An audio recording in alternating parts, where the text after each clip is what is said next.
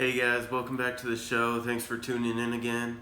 And today I just wanted to talk about this article. It's a really cool article. It's from the Federalist by Emily Ekins, I believe is how you say her last name.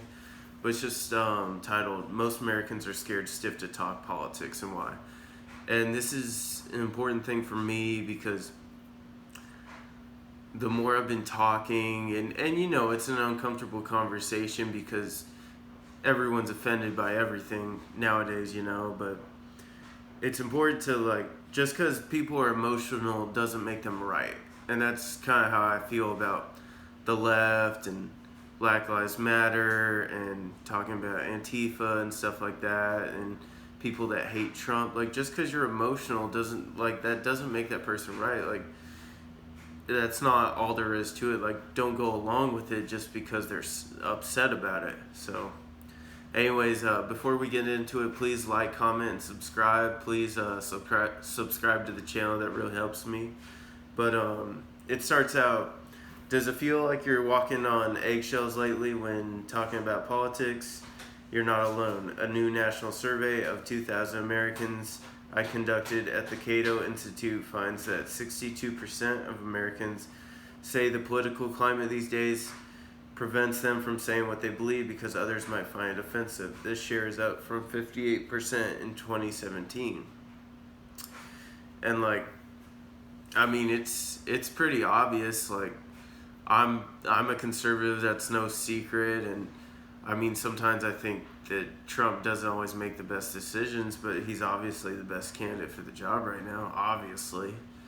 And I've become a fan of his, but it's to the point where if you wear those red "Make America Great" hats or "Great Again" hats, or just like a Trump 2020 shirt, people are offended and they'll say something to you, which is kind of weird. Like, usually people would keep things like that to themselves. Like, everyone has their opinion, that's fine, but people are mad when you wear that merchandise. It's pretty wild. It's something that I haven't seen. I've seen it here and there, but not as consistent as it is. So and then it goes, notably, self-censorship is not a partisan issue. Majority of Democrats, 52%, Independents, 59%, Republicans, 77%, all agree they have political views they are afraid to share. And especially the Democrats at that 52%, a lot of those are old liberals, and this is why I don't when I talk about the left, I don't like to say liberals, because I call it there's the old liberals, which is the old Democratic Party, which they have their ideas, but we've always been able to coexist with them. The new wave, I believe, is the radical left, and it's moved so far to the left.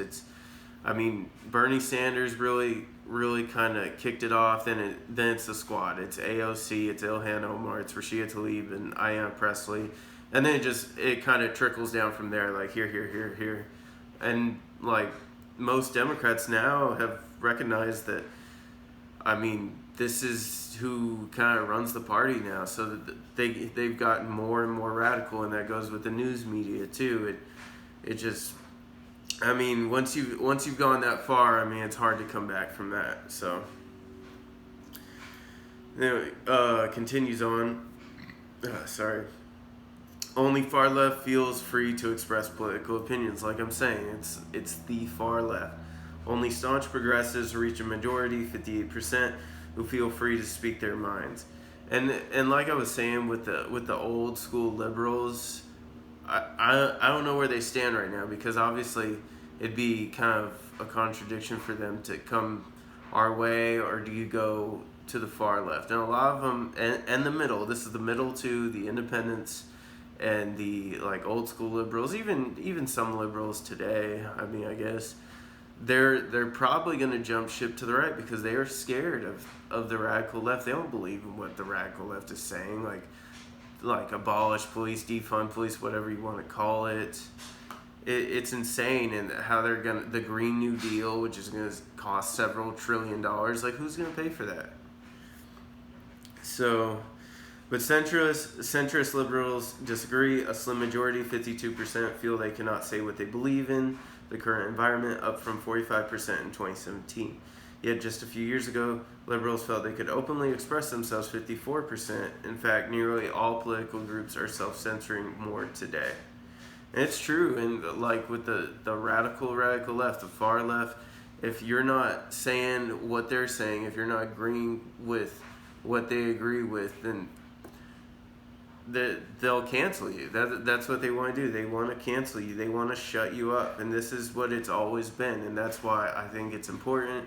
And if you take anything away from my videos, it's just talk about it. Like, it's okay, like, to be wrong if you don't have all the information. Like, that's why we should talk to each other. We should educate each other instead of, just going on Twitter and yelling at each other. Like, I've had conversations with people where, like, they're just mad at me. They call me names and stuff, and I'm like, well, refute my points, and they won't. They just keep insulting me. So it's like, I mean, that's the biggest. I think that's the biggest issue in our country even today, is that we can't even talk to each other when you're on opposite sides of the spectrum. Like, it just, I mean, I feel like on our side, on the right, like, we will, but I mean, on the far left, the radical left, they don't want to have that conversation. Could this simply be people self-censoring bigotry and prejudice? Perhaps for some, but the survey found that large majorities or near majorities of people across race, sex, and income all feel like they can't say what they believe. That means this effect is not simply concentrated in one identity group, but pervasive across all. The survey found that nearly 2/3 of Latino Americans, 65%, Asian Americans, 65%, white Americans, 64%, as well as nearly half, 49%, of African Americans feel uneasy sharing their views. Similarly, both men, 65%, and women, 59%, self-censor. Some may ask, perhaps the 62% are simply being polite and avoiding unnecessary offense. This is likely true for some, but the survey data offers some warning against this interpretation. Self-censorship is on the rise since 2017. It's up 12 points among progressives, 30 to 42%, and up 7 points among centrist liberals, 45 to 52%, moderates, 57% to 64%, and centrist conservatives, 70 to 77%. Only staunch conservatives haven't changed much, perhaps because 76% said they were already self-censoring 3 years ago. And as you can see, the conservative groups are up. I don't want to say significantly more, but quite a bit more than the progressives and centrist liberals and moderates. So it obviously is a little bit more directed towards us. And I mean, I would just have a conversation with someone, like tell them like, hey, this is what I think, and that's okay to like tell them what you think. And you can go from there, but I mean, that's the problem, is like we can't even talk to each other. I mean, and that's not all like just regular citizens' faults. That's more, I would say, like even with like big tech and some political figures or celebrities. Celebrities are the worst because they don't mean anything they say. They'll do anything for money. I mean, just look at all of them saying Black Lives Matter when they've done nothing or will do nothing for Black Lives except put it in their Instagram bio or their Twitter bio or whatever, just so they don't get canceled and that they don't lose their sponsorships and whatever that includes money. So, I mean, and big tech obviously, like Twitter's talking about like I think they suspended, or they're trying to suspend President Trump's Twitter account. They suspended his son. I'm just like, I mean, they just add to it. They're trying to control everything. There's such a problem, especially Twitter. I don't know, or maybe it's coming up. But I don't know why they're not on Capitol Hill testifying yet, because they're a disgrace. Also, centrist liberals flipped from feeling free to express themselves, 54% in 2017, to now feeling they no longer can, 52% in 2020. These data align with the largely liberal signatories of the Harper's Open Letter defending political expression and criticizing cancel culture. These writers and scholars were not decrying being polite, but the spread of an illiberal zeitgeist that restricts free thought and discourse. 1/3 worry about their views affecting careers. Causing offense isn't the only thing people are worried about. Many concerned about their livelihoods and the ability to provide for their families. And this I get, and I haven't talked about this yet, but I understand that. Almost 1/3, 32% of employed people say they worry they could get fired or miss out on job opportunities if their political views become known or became known. And this is true. It's scary. It is scary. It hasn't happened to me, but I know it's happened to quite a few people. It's been very, it's been seen like all over social media and stuff. But I mean, shame on these companies for doing that. But I mean, I don't have much else to offer on that because I mean, what I say is not gonna change these weak executives that want to cater to the mob and do anything for money, and so they won't be canceled. And let me just tell you, like, if you've learned anything from all these public apologies and I'm sorry, I'll re-educate myself, like, it won't save you. They just want you to go on your knees and laugh at you and then cancel you. So it's just, but I do take that into consideration too, because that is hard. I don't have any kids myself, but I know I would be very worried. And yeah, it's pretty scary stuff right now. It's not just one side of the political spectrum who feels this way. Similar shares of liberals, 31%, conservatives, 34%, and moderates, 30%, are all worried about their jobs.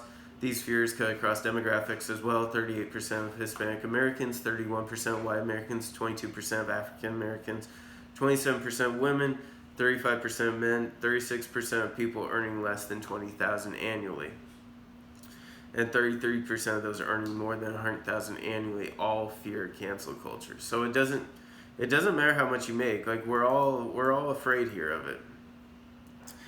People with more education are more likely to worry about their politics affecting their career trajectory, but Republicans and independents are driving the difference. 60% of Republicans and 49% of independents with postgraduate degrees fear being penalized at work if their political opinions became known, compared to 25% of Democrats with postgraduate degrees. Less of a gap exists between Republicans, 27%, Democrats, 23%, and independents, 18%, with high school diplomas. It could be that the industries that employ more people with college and postgraduate degrees are lopsidedly left of center, leading independents and Republicans to self-censor. It could also be that independents and Republicans learn in college, and especially in graduate school, that their political views are penalized. And this is true. I mean, you have, like, basically most professors in these college campuses lean left, and you know, they teach left. And that's why I'm encouraging, like, I tell people all the time, like parents, like, hey, get involved, find out what, like, at an early age, what these teachers are teaching your kids, because you've seen videos. I mean, it's publicly known that a lot of these people are teaching their own revisionist history. I mean, that goes with the 1619 Project. Like, the stuff in the 1619 Project isn't true. And I was having this conversation with someone that, I mean, they're missing the point. Like, yes, slavery did happen, and it was very bad, and we took the steps to abolish it, but America wasn't founded on it. Do you see what I'm saying here?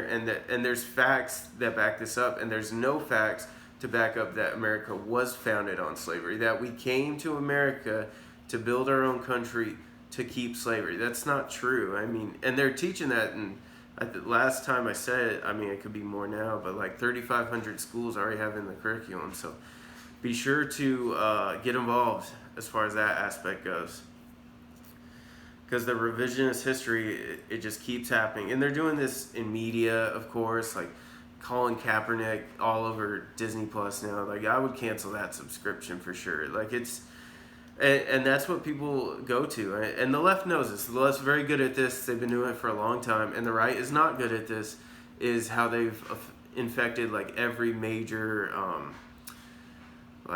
institution, really. Like you have the news media, you have movies, you have TVs, like Hollywood, just for a shorter answer. Universities. I mean, it's all over, and they understand that. And, you know, conservatives don't, for the most part, which is frustrating, but we can change that. Um, just that, I mean, that they understand that, like, the identity politics, the culture wars are so important. I try to tell people this all the time that, I mean, what do you do when you get home from work? Like, and you don't get online and read history or something. You like watch a movie, you watch TV shows, and a lot of it's become very political, and it's a lot of lies on these shows. It's not true, and like saying a man can be a woman or a woman can be a man. I mean, that's delusion. It's not like it's not real. I don't need to change what I think just because you feel inside like you're something else. Like, no, I don't. Okay, if you're a man, you're a man. If you're a woman, you're a woman. I don't know what else to say. That shouldn't be a very controversial topic or opinion. Not even opinion, fact. So left especially supports firing opposition donors. Are people overreacting? Perhaps not. The survey found that nearly one-third, 31% of Americans would support firing a business executive who personally donated to Donald Trump's campaign. This share rises to 50% among staunch progressives. It's not just the far left willing to punish their political adversaries. Almost one quarter, 22% of all Americans and 36% of staunch conservatives would support firing Biden donors as well. Although most Americans overall oppose firing either Trump or Biden donors, it's important to recognize that many industries and regions may be compromised of people with rather homogeneous political views. Take, for instance, industries like academia, media, Hollywood, and tech, which overwhelmingly employ people who are left of center, or industries like mining, oil and gas, home building, automotive, and construction that are largely right of center. Even with industries, you can find clusters of political homogeneity. For instance, the New York Times reports that 77% of infectious disease specialists are registered Democrats, while 67% of surgeons are registered Republicans. So an industry that slants left or right could reach a majority or close to it in favor of firing Trump or Biden donors in their midst. Cancel culture isn't new. In his 1940 essay on freedom, Albert Einstein argued that scientific progress depends on open discourse, and that laws alone cannot secure freedom of expression. In order that every man present his views without penalty, there must be a spirit of tolerance. The spirit of tolerance goes beyond constitutional protection from government censorship. Private censorship can also raise the cost of expression and thereby stifle open discourse. Although the principles of free expression and tolerance are deeply ingrained in American culture, many throughout American history have resisted this pluralistic approach. In other words, so-called cancel culture is not new. Political scientists have long documented this urge in American political life, found on both the left and right, dating back to the early 1970s. The General Social Survey found that 60% of Americans supported firing a communist college professor, 52% supported firing an anti-religionist professor, and 48% thought a gay professor shouldn't be allowed to teach at a university. Notably, there wasn't much difference between Democrats and Republicans. For example, in 1973, 53% of Republicans and 52% of Democrats thought a gay person shouldn't be allowed to teach at a university. Although far fewer today, substantial shares continue to support severe economic penalties for professors who are gay, 11%, communists, 31%, or against organized religion, 31%. Why some people want to punish others for their ideas. Why do some want to inflict severe punishment on their fellow Americans over political disagreements?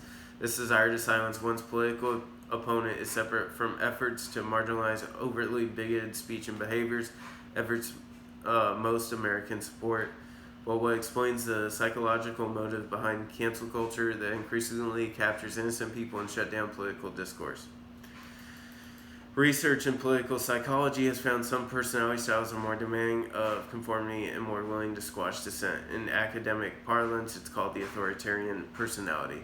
In response to World War II, academics tried to identify what personality types would be drawn to totalitarian ideologies. Many of this research inappropriately ascribed the authoritarian personality near exclusively to the political right. However, new research is finding evidence that there is both a left-wing and right-wing variant of the authoritarian personality. Thus, these authoritarian tendencies may manifest in different ways in reaction to different issues, but there appear to be some core psychological tendencies shared between left-wing and right-wing authoritarians. Observing how both groups think alike can help pinpoint the core features of this liberal style or this illiberal style in American politics. Surveys that identify left-wing and right-wing authoritarians found that both scored significantly higher on psychological measures of dogmatism, confirmatory thinking, moral disengagement, need for closure, affective polarization, political certainty, and tolerance of political violence, and both scored significantly lower on intellectual humility. In other words, and this just kind of goes on and on, but I mean, here we go. Why we should care. There are many reasons to resist this authoritarian urge to squash dissent. The first is that scientific progress and by extension the improvement of human well-being generally requires free thought and open discourse. Yet silencing people and stifling free thought is an effective long-run strategy. It rarely changes minds. It just shuts down civil discourse and prevents people from having opportunities to modify their ideas in the face of new information. But this only works when we feel comfortable to engage in a dialogue. Thus, it is only with open dialogue that people's opinions can be examined, understood, or reformed. Thereby, the best long-term strategy is persuasion, not silencing. And persuasion requires open debate. I propose we take this wise advice from social psychologist Jonathan Haidt. Let us first try to give less offense, and then let us make efforts to take less offense ourselves. And that's a good way of put it. We're not trying to offend each other, and we shouldn't be getting so offended so easily. And I know this is more on the left. I mean, they're so creative. I mean, like, just how they can come up with how something is not politically correct. Like, it's wild, the stuff that they're coming up with and videos they're taking and breaking down. Like, it's pretty wild stuff, and it's just like they don't want to have a conversation with us, and they'll break down anything we do to cancel us. It's pretty wild. And I mean, Twitter's insane with the blue check brigades. I wouldn't even get on Twitter here, but I don't know. We just need to have open debate, and I know that sounds kind of like, yeah, we know, and like it's not us, but I mean, we need to take it upon ourselves to change that. And you know, these institutions are infecting everything, like the Hollywood media, big tech. Like, those are the stuff we need to cancel. We need to just get away from that. Like the NBA and MLB, their ratings dropped so much because of all the Black Lives Matter protests. Like, people don't want to see that. Like, Black Lives Matter is a Marxist organization. Like, wearing a T-shirt and kneeling for a flag, like, what is that doing for anybody? So it's just kind of ridiculous that these millionaires and billionaires like Oprah Winfrey come out and lecture us about how we have an advantage being white. And I'm not saying like we, like all of us, but I guess for me and whoever else is white, like, we have an advantage. Like Oprah Winfrey, like, she's like owns pretty much the island of Maui. She's richer than 99% of white people in America. Like, just shut up. Like, that's ridiculous. So, anyways, guys, let me know what you think. Please subscribe, like, comment, whatever you want to do, and I'll see you next time.